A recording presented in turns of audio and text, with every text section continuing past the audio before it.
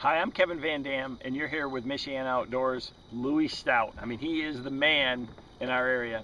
Um, you know, if you fish in southern Michigan, northern Indiana, and love to, maybe even take a trip up to farther north up there to catch some of those smallmouth, you know all about drop shotting. I mean, without a doubt, it's one of the tools that you have to have in your everyday arsenal. And there's a lot of baits that you can throw on a drop shot rig. I mean, you can use finesse worms, you can use shad-shaped baits, you can wacky rig things. There's a lot of different ways to do it. But, in our lakes in southern Michigan that have a lot of grass and vegetation, I like to have the option to be able to rig these baits weedless and to fish them in the cover. I mean, I'll flip a drop shot in the grass.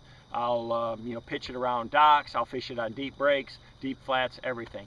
You want to have a bait that has a maximum amount of action and really mimics the natural forage. So, we designed the Dreamshot for Strike King just as a drop shot bait. And we've got a brand new version, a bigger profile version, which to me really makes a big difference. If you're trying to target the largemouth or even bigger smallmouth, bigger fish, you got to have a bigger version. So this is the two different Dreamshots. This is the original and this is the Magnum here. And the difference is really not so much in the length. I mean, the big one is just a little bit longer, but it's a lot beefier.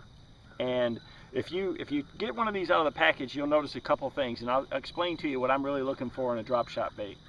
First and foremost, you're going to find out that they are unbelievably soft. I mean, this is a true one fish bait. When you get a bite on this, you're going to catch one fish and it's probably going to get tore up.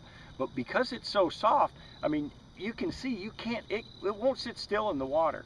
We designed it with a flat bottom and kind of a real unique tapered tail with that fatter tail, so that when you got it rigged, on your drop shot rig, no matter if you're trying to hold it still, that tail is always moving. This bait's always quivering. The way that flat side pushes water off of it, it makes the whole bait undulate. So what I'm going to do is I'm going to rig this bait with a hook like this. This is a Mustad grip pin edge, and I want you to take a close look at that eyelet up there. It's got a really unique keeper that helps that bait stay on the hook, and you can keep it weedless. So, for this bigger one, I like this 3/0 size. So I've got it tied on my rod. I'm gonna, spin that over, and when you put that on that barb, it just locks that bait and keeps it from sliding down. You want to rig it with the flat side down.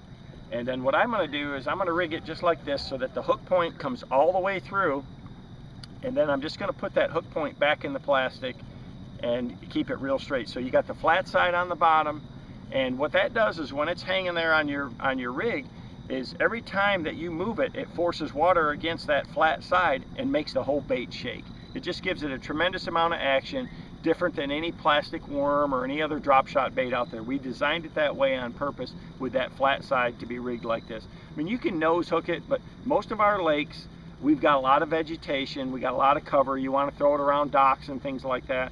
So you want to be able to rig it weedless if you need to. With this setup right here, you can still throw it on light line. As soon as the bass bites it, as soft as it is, that hook point's exposed. I don't even need to set the hook. All you got to do is real fast, let the rod load up, and you're going to hook every one of them. So you got the choice of, for the toughest conditions of the small, regular Dreamshot, or what I choose most of the time when I'm fishing for largemouth in our lakes is this little bit bigger version. It's still not a big bait. Match it with a natural color. For the lake that you're in, whatever you have, whether it's bluegills or whatever, that green pumpkin blue is hard to beat right there. And it's a fish catching machine right there. You have to have a drop shot in your arsenal.